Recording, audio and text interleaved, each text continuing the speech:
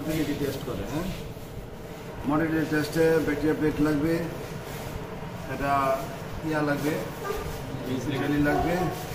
এই স্লাইডটার নাম কি? Hanging drop slide. হ্যাঁ, আর কভার স্লিপ লাগবে। প্রথমে আমি কভার স্লিপে 1 ফোঁটা পানি নিয়ে নিই। হ্যাঁ,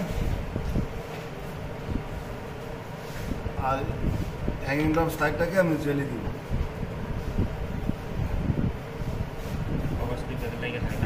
হ্যাঁ, কভার স্লিপ যাতে লাগে থাকে এই জন্য।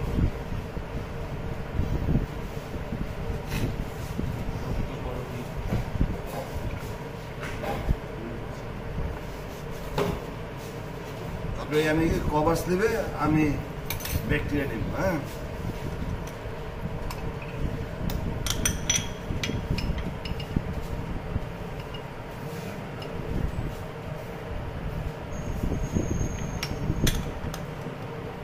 ব্যাকটেরিয়া নিয়ে খালি এখানে টাচ করে দেবো। হ্যাঁ,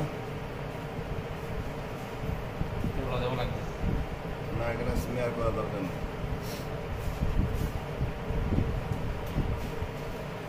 তারপর আমি এই হ্যাঙ্গিং ড্রপের স্লাইডটা উল্টাভাবে বসাই দেবো মাঝখানে। হ্যাঁ, যাতে সুন্দর হয় সেভাবে দেবো।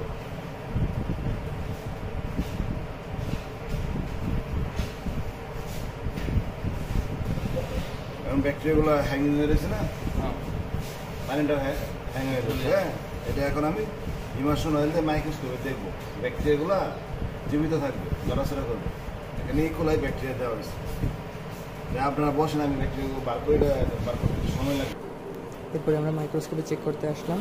তো মাইক্রোস্কোপে চেক করতে এসে আমরা যেটা দেখলাম সেটা হচ্ছে মাইক্রোস্কোপের সাদা সাদা ব্যাকটেরিয়াগুলো হচ্ছে নড়তেছে।